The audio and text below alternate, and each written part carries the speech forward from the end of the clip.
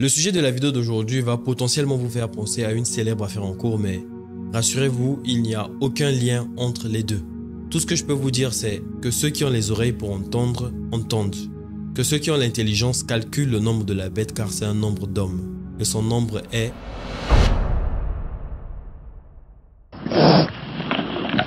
Quand tu voyais qu'il coupait la tête à un enfant, c'était la vérité, ça se passait devant toi ou ça aurait pu être un film? Non, c'était pour de vrai. Un jour, un homme que je ne connais pas a dit « Pour soigner un mal, il faut commencer par le nommer ». Sauf que notre société est faite de sorte à ce que le mal ne soit jamais pointé du doigt ou jamais inquiété. Autour des années 1930-1950, un psychologue américain nommé Skinner réalise des expériences avec des animaux. Parmi elles, une devenue célèbre appelée la boîte de Skinner. L'expérience est plutôt simple. On place l'animal dans une boîte et l'oblige à réaliser des tâches. Si la tâche est réalisée avec succès, il reçoit une récompense. Si ce n'est pas le cas, il reçoit une punition. An untrained pigeon behaves naturally. It pecks. If every time the bird pecks at a disc, it's rewarded, reinforced with a food pellet, it soon learns that pecking discs has pleasant consequences. Aujourd'hui, une telle expérience aurait choqué plus d'un, vu que nous sommes dans une société dite civilisée. Sauf que nous avons réussi à faire pire, et cela avec des humains. Et ça se passe actuellement sous nos yeux. Comment peut-on dénoncer le viol si on n'a pas le droit de dire ce mot, alors que nous savons tous que c'est mal? Ce que je veux dire par là, c'est à quel moment de notre histoire nous avons décidé que ce mot serait un gros mot et qu'il faudrait à tout prix le bannir. J'ai pris l'exemple du mot car c'est le plus soft. J'aurais pu dire parce que là on tape dans le dur et c'est de ça dont il s'agit réellement. C'est ce mal qui ronge notre société depuis belle lurette. YouTube n'a jamais dit ouvertement qu'il interdisait ces mots, mais les youtubeurs ont fini par comprendre ce qu'il en coûtait de dire ce mot. Encore une fois, la boîte de Skinner. Pigeons are at either end of a small ping-pong table. One pigeon pecks the ball as it comes toward him and knocks it toward the other pigeon. Other pigeon pecks the ball back across the table. If it goes past one pigeon, the other pigeon can eat, and if it goes the other way, the other pigeon eats. Pour ceux qui n'auraient pas compris l'ampleur de cette censure, regardez seulement en francophonie, le top 5 des youtubeurs. Combien vous parlent de sujets sérieux? Combien abordent ces sujets-là? Ne fût-ce qu'une seule fois. Bien au contraire, ils sont fiers de dire qu'ils sont lisses. Et ça signifie quoi être lisse? Mettre la poussière sous le tapis. Alors que chaque fois qu'il y a un scandale, ce sont eux les premiers à sortir pour faire le m'as-tu vu et faire les mecs sains. Le plus important, c'est de plaire aux marques. Mais qui sont les marques? Les entreprises. Et qui sont derrière ces entreprises-là? Eh ben, ce sont les gens. En réalité, on fait tout pour plaire à une poignée de personnes. Je me souviens de ce dicton qui dit « Celui qui contrôle les médias contrôle les esprits ». Think about it. En 2023, YouTube représente 2,5 milliards d'utilisateurs connectés. Je répète, celui qui contrôle l'information contrôle les esprits. Pendant que vous êtes en train de rire aux éclats, eux agissent dans l'ombre. Et lorsqu'une personne prend son courage pour essayer d'éveiller les consciences sur ce genre de sujet, eh ben, tu as ces mêmes personnes qui sont biberonnées par ces youtubeurs là à base de blagues puériles, de caca et de paix, viennent te dire en commentaire avec un air supérieur que ce que tu fais, ce sont des théories du complot. Je prends le pari, regardez dans l'espace commentaire le nombre de personnes qui viendront avec ce genre de mentalité. En 2020 paraît un reportage nommé « Le des enfants, la fin du silence ». Qui tuait les enfants? Comment tu le sais ça? Parce que je l'ai vu.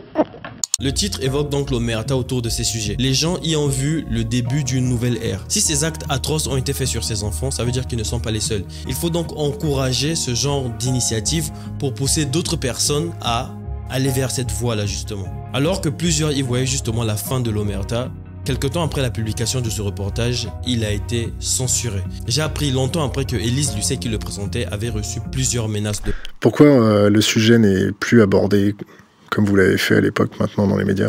Je pense qu'il le sera à nouveau. Moi, ce qui m'intéresse le plus là-dedans, c'est le problème des institutions, quelles qu'elles soient religieuses ou politiques. Et c'est comment, à un moment, oui ou non, et c'est à cette question qu'il faut répondre, des institutions ont pu couvrir...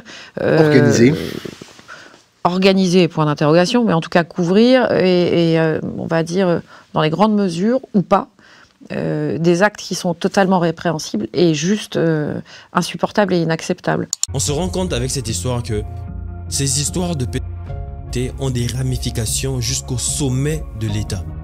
Nous sommes dans une civilisation dite évoluée, mais on en arrive à couvrir et à protéger ce genre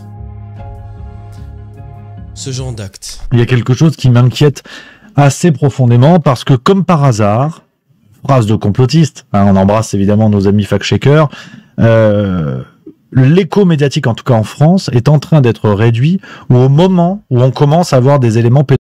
Encore une fois, celui qui contrôle l'information contrôle les esprits. Et chaque fois qu'il y a des scandales autour des actes aussi répréhensibles que ceux-là, on essaie de vous faire croire que ce sont des cas isolés, que ce sont juste des pervers égarés. J'ai montré l'endroit où il y a un laboratoire où des petits de 3 ans sont coupés et sont enfermés et attachés.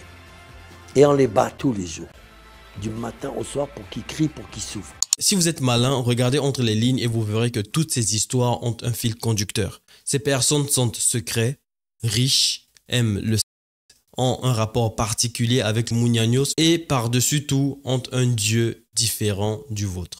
Et ils rendent des hommages à des divinités gréco-latines, font quand même des cérémonies en cape, avec des masques, des capes rouges sombres.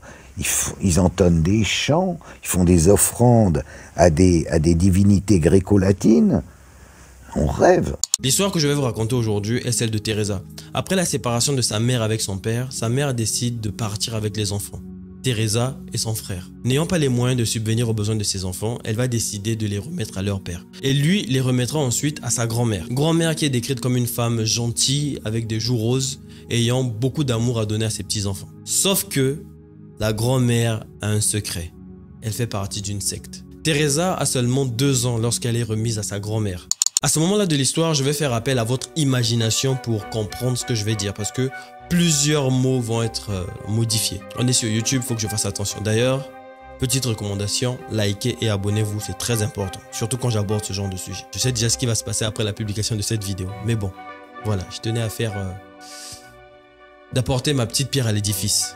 Alors, la grand-mère ayant le total contrôle de Teresa, qui a seulement 2 ans, décide de la faire participer à des cérémonies. Et c'est là que l'enfer va littéralement s'abattre sur Teresa. Je compte sur vous pour écouter attentivement la description que Teresa fait sur l'endroit où se passait ce genre de cérémonie. It was big, you know, expensive. From the front, it looked like a castle. You know, it had a long drive and big double wooden doors.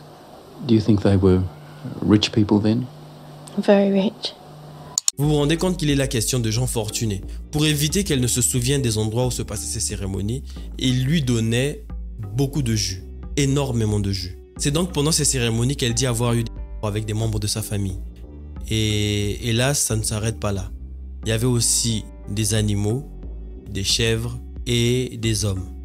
Beaucoup d'hommes. On découvre grâce à son témoignage que des Mounianos faisaient partie de ce genre de cérémonie. Et il y avait beaucoup de Mounianos. Ils étaient la plupart du temps enfermés dans des petites boîtes avec des serpents, des araignées et des excréments. Le but étant de pousser la terreur à son paroxysme.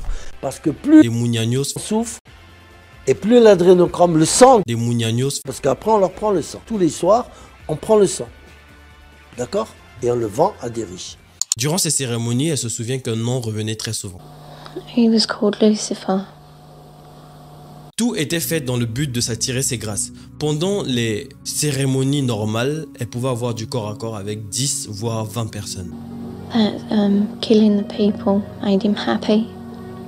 Et durant les cérémonies les plus importantes, là, ça pouvait facilement monter jusqu'à 30. Et juste pour rappel, à ce moment-là, elle avait 12 ans. Et pendant qu'elle avait ce genre d'expérience, sa grand-mère était là, la regardait, souriait ou même avait du corps à corps avec d'autres personnes. Teresa se souvient d'un jour qui l'a particulièrement marqué, c'est celui où, lors d'une cérémonie, ils ont ramené un clochard. Et ce clochard n'arrêtait pas de rigoler bêtement. Ils l'ont donc installé et ils ont demandé à Teresa de lui faire un tatouage.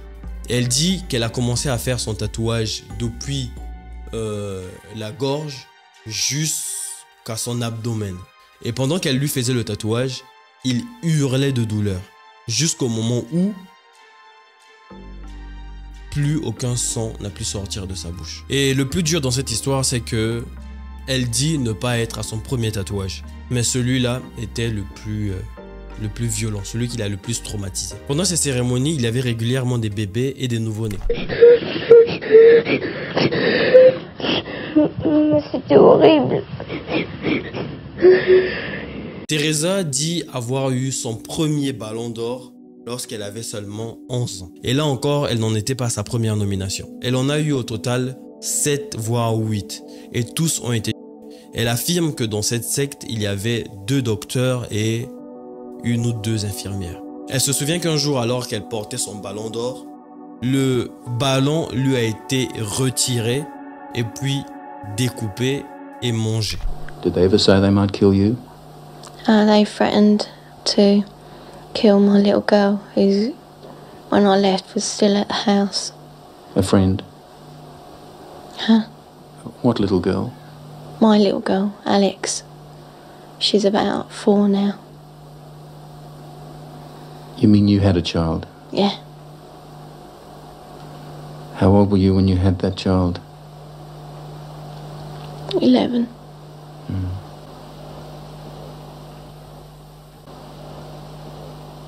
Vu la gravité des actes que je vous raconte, vous pouvez avoir la curiosité de vous demander si cela est vrai. Nous allons donc regarder le rapport de la police. Lors de l'enquête, les rapports médicaux ont bel et bien confirmé que Teresa avait été... Le psychiatre qui l'a reçu dit, je cite, « À mon avis, le récit de Teresa n'est pas le fruit d'une imagination psychotique, ni celui d'une imagination fertile. Je crois qu'elle dit la vérité. » Well, we have that age of child, 6, 5 and 4, giving information that ties up with Teresa. How do those children know? Ce même psychologue a eu plusieurs entretiens avec différents enfants et il remarque le même modus operandi. La grand-mère qui a 61 ans a été reconnue coupable de 7 chefs d'accusation de complicité et 2 chefs d'accusation pour avortement sur la petite. Cette histoire va potentiellement vous faire penser à une célèbre affaire en cours en ce net moment. Rassurez-vous, il n'y a aucun lien entre les deux. Tout ce que je peux vous dire, c'est que ceux qui ont les oreilles pour entendre, entendent. Que ceux qui ont l'intelligence calculent le nombre de la bête car c'est un nombre d'hommes. Et son nombre est